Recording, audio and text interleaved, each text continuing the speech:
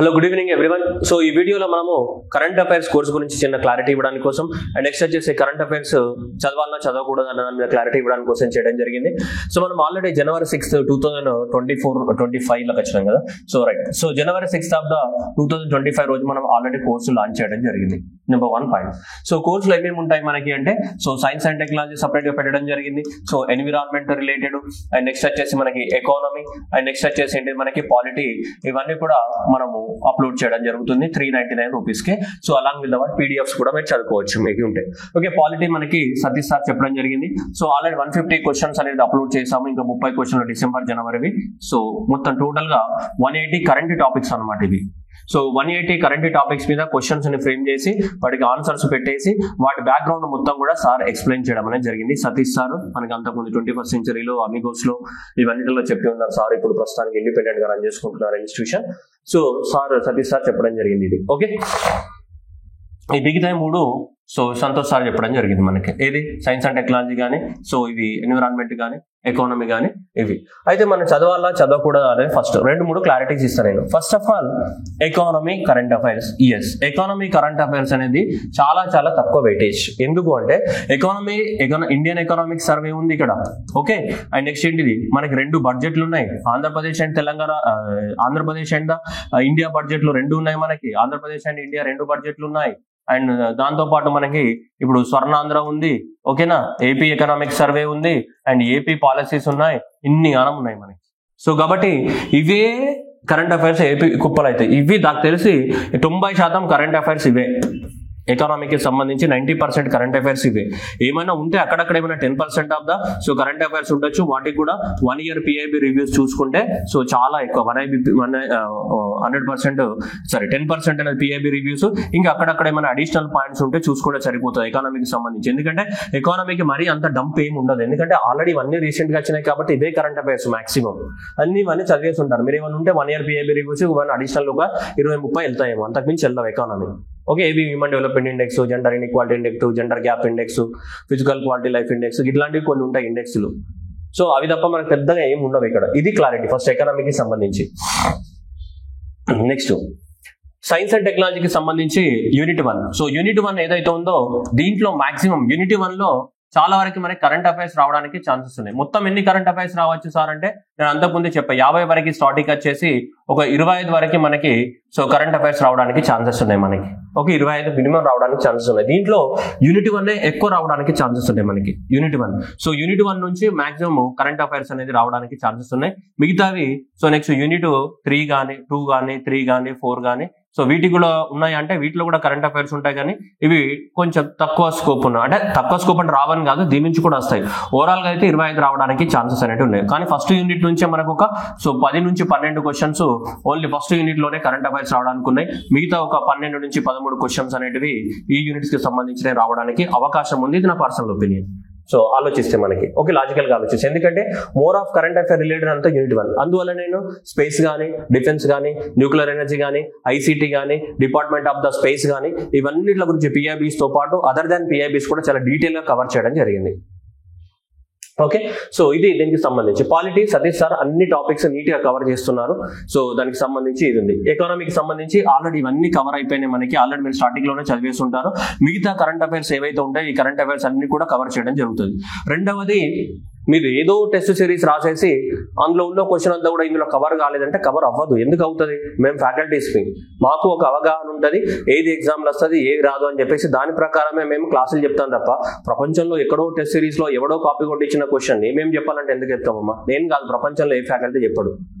అర్థమవుతుందా? ఇవాళ క్వశ్చన్స్ అన్ని టెస్ట్ సిరీస్ క్వశ్చన్స్ ఏంటి, ఆర్టిఫిషియల్ ఇంటెలిజెన్స్ లో కొట్టేస్తే give some number of the questions అంటే ఆటోమేటిక్ అదే క్వశ్చన్లు ఇచ్చేస్తుంది.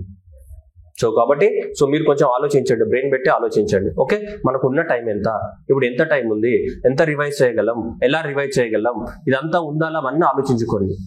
ఓకేనా? మన కరెంట్ అఫైర్స్ కోర్స్ లో అన్ని అప్లోడ్ చేయడం జరుగుతాయి. మొన్న ఎవరో కొంత అన్నారు, ఫస్ట్ డే లాంచ్ చేసిన రోజు నేను లాంచ్ చేయను రా స్వామి, నా దగ్గర కంటెంట్ సరిపోదు అంటే మీరే లాంచ్ చేయమని ప్రెజరైజ్ చేశారు.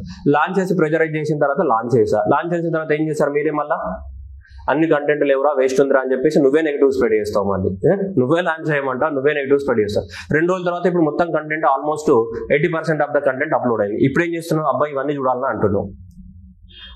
ఏం లేదని నువ్వే అంటావు, అప్లోడ్ చేసిన తర్వాత అబ్బా ఇన్ని చూడాలని నువ్వే అంటావు, అన్ని మనమే అంటే ఎట్లమ్మా?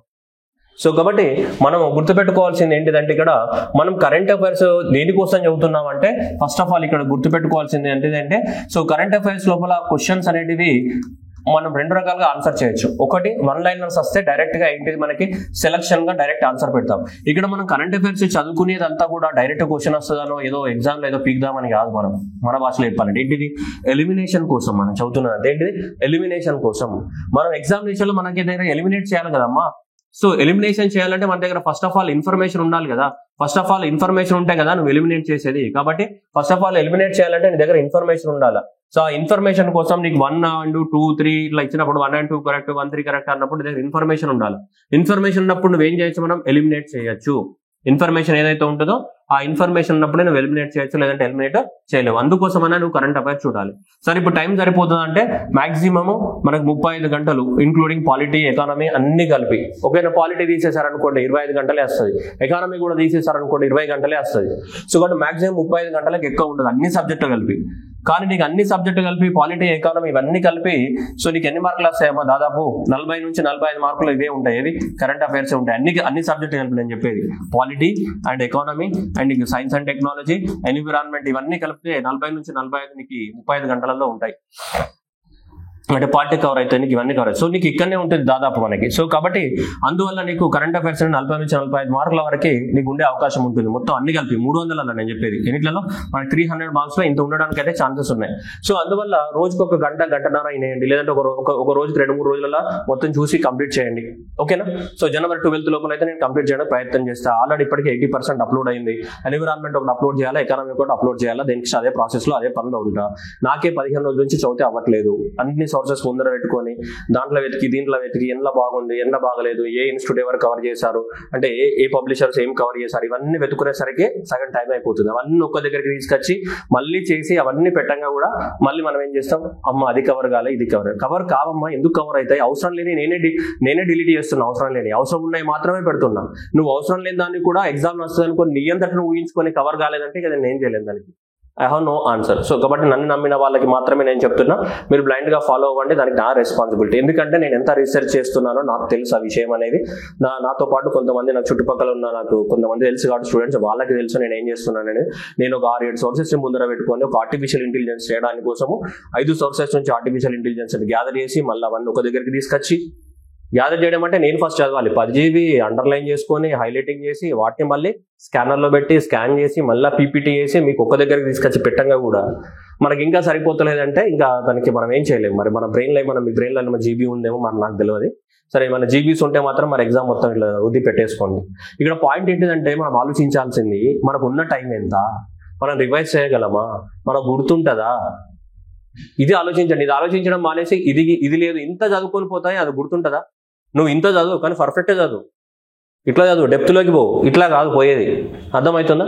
సో కాబట్టి నేను కూడా అన్ని కవర్ చేస్తున్నాను, ఏదేం స్కిప్ చేయట్లేదు. కాబట్టి దయచేసి నెగిటివిటీ స్ప్రెడ్ చేయకండి. మీకు నచ్చకపోతే తీసుకోకండి కానీ నెగిటివిటీ మాత్రం స్ప్రెడ్ చేయకండి. నీకు ఎవరు నచ్చితే వాళ్ళని తీసుకోండి. నేను ఏ రోజు ఇప్పటి వరకు కూడా నా కోర్సు తీసుకోమని ఎప్పుడు చెప్పలేదు. నీకు నచ్చితేనే తీసుకోమంటే తప్ప ఇది ఆఫర్ ఉంది తీసుకో, ఇది తీసుకో, నేను ఆఫర్ ఇస్తా తీసుకో నేను ఎప్పుడు చెప్పబోను కూడా ఫ్యూచర్లో కూడా. ఓకే? సో అది ఆ ఆఫర్స్ కూడా స్టూడెంట్స్ చాలా మంది అడిగితేనే అప్పుడప్పుడు ఆఫర్స్ ఇవ్వడం జరుగుతుంది తప్ప లేకుంటే ఏం లేదు మనకి. ఓకే? సంక్రాంతికి ఆఫర్స్ అనేటివి కరెంట్ అఫైర్స్ మీద ఏం ఉండదు ఆఫర్. చాలా మంది కరెంట్ అఫైర్స్ మీద ఆఫర్ ఉంటుంది అనుకుంటున్నాను. ఆల్రెడీ 399 అనేది చాలా తక్కువ. ఇన్ని సబ్జెక్టులు మిక్స్ చేసి ఇంత కష్టపడి 399 చాలా తక్కువ వేయడం జరిగింది. ఇంకొక నెగిటివిటీ స్ప్రెడ్ ఏంటిదా negativity? Science and technology course తీసుకున్న వాళ్ళు ఉన్నారు. ఈ సైన్స్ అండ్ టెక్నాలజీలో నేను ఆల్రెడీ కొన్ని కరెంట్ ఇష్యూస్ అనేది యాడ్ చేశాను. ఈ సైన్స్ అండ్ టెక్నాలజీ యాడ్ చేసిన కరెంట్ ఇష్యూస్ అనేవి నేను కరెంట్ అఫైర్స్ కోర్సులో కూడా యాడ్ చేస్తే దీన్ని ఏమంటున్నారు, ఓల్డ్ వీడియోస్ యాడ్ చేశాను. ఎందుకు ఓల్డ్ వీడియోస్ అమ్మా? మీకు బెనిఫిట్ అవుతుందని మీకు ముందు యాడ్ చేశాను. అక్టోబర్ కానీ నవంబర్ కానీ సెప్టెంబర్ లో జరిగినటువంటి కొన్ని ఇంపార్టెంట్ ఈవెంట్స్ అనేటివి మీకు యాడ్ చేశాను. నేను యాడ్ చేసేంత మాత్రం అవి పాత అయిపోతాయి. అక్టోబర్ నవంబర్ మంత్ జరిగింది నీ కోర్సులో యాడ్ చేస్తే పాత అయితే ఇక్కడైతే కొత్త అయితే అట్లా ఉండదు. సో కాబట్టి ఈ ప్రత్యేకంగా ఓన్లీ కరెంట్ అఫైర్స్ కోర్సును కొనుక్కునే వాళ్ళు కూడా ఉంటారు కదా, వాళ్ళ కోసం అనేది నేను యాడ్ చేయాలి కదా. సో కాబట్టి సైన్స్ అండ్ టెక్నాలజీ కోర్సు తీసుకున్న వాళ్ళకి కొన్ని current affairs important current affairs అనేది ఎప్పుడో లాంగ్ బ్యాక్, సో ఎందుకు 2 months బ్యాకే యాడ్ చేశాను. నేను అక్కడ 2 months బ్యాక్ యాడ్ చేశాను కాబట్టి అవి నేను ఇక్కడ కూడా వాడుకుంటున్నాను. అది నా కోర్సు, నా ఇష్టం. దాన్ని మన ఓల్డ్ వీడియోస్ అనడము ఇవన్నీ దాంట్లో ఉన్నాయి అనడం నీకు ఎందుకు స్వామి? నీకు చూస్తే నువ్వు స్కిప్ చేసుకో అంతే, వెరీ సింపుల్. వేరే వాళ్ళకైతే యూజ్ కావాలి కదమ్మా నా కోర్సు తీసుకునే వాళ్ళకి. రెండోది సంతోష్ సార్ కోర్సు నుంచి క్వశ్చన్స్ వస్తే మన కాంపిటీషన్ పెరుగుతుంది, మళ్ళీ అనవసరంగా ఎందుకని చెప్పి కొంతమంది రాంగ్ ఏం బాగాలేదురా ఏం కవర్ చేయలేదని చెప్తున్నారు కొంతమంది, ఎందుకంటే కాంపిటీషన్ పెరుగుతుందని. సరే నా వల్ల కాంపిటీషన్ పెరిగితే మిగతా నాతో పాటు వేరే కాంపిటీటర్స్ మన ఫ్రెండ్లీ ఫ్యాకల్టీస్ కూడా ఉన్నారు కదమ్మా, వాళ్ళకి తీసుకుంటాడు కదా. నీకు ఎట్లయినా కాంపిటీషన్ అయిందే కదా, నా చూసినంత మాత్రం కాంపిటీషన్ ఏం పెరగదు, నా చూడకపోతే ఇంకొకళ్ళు చూస్తారు అంతే, సింపుల్. అది కాంపిటీషన్ ఎప్పుడు కాన్స్టెంట్, నా కోర్స్ వల్ల కాంపిటీషన్ ఏం పెరగదు. సో అట్లా అని చెప్పేసి నన్ను నెగిటివ్ చేస్తున్నారు, ఏమని సార్లు తీసుకుంటే కాంపిటీషన్ పెరుగుతుంది అని చెప్పి నన్ను నెగిటివ్ చేస్తున్నారు. ప్లీజ్ మై రిక్వెస్ట్, అలా నా మీద నెగిటివ్ స్ప్రెడ్ చేయకండి. మీకు నచ్చకపోతే తీసుకోకండి, కానీ ఊరికే కాంపిటీషన్ పెరుగుతుందని చెప్పి కోర్సు బాగాలేదని చెప్తున్నారు, అది నిజంగా అది కరెక్ట్ కాదు. కోర్సు బాగాలేదు అంటే ఇంకా దానికి నా దగ్గర ఆన్సర్ లేదు, ఎందుకంటే మేము ఎంత వర్క్ చేస్తున్నాను అనేది మీకు వీడియో చూస్తే అర్థమవుతుంది, ఇక దానికి నేను ఏం చెప్పలేను. ఓకే రైట్, ఇది నేను చెప్పాలనుకున్నది. అండ్ రెండోది, సైన్స్ అండ్ టెక్నాలజీ కోర్సు తీసుకున్న వాళ్ళు ఈ కరెంట్ అఫైర్స్ కోర్సుని తీసుకోవాలా అంటే ఎస్ తీసుకోవాలి. ఎందుకంటే so already science and technology కోర్సులో మేము యాడ్ చేయట్లేదు, ఇంపార్టెంట్ టాపిక్స్ ఎప్పటి వరకు యాడ్ చేసాం, అది క్లోజ్. అది ఎందుకు యాడ్ చేయట్లేదు అంటే సైన్స్ అండ్ టెక్నాలజీని నేను ఫ్రీగా 2 సార్లు ఎక్స్టెండ్ చేశా, 5 నెలలు ఫ్రీగా 2 సార్లు ఎక్స్టెండ్ చేశాను ఇప్పటి వరకు సైన్స్ అండ్ టెక్నాలజీ కోర్సుని.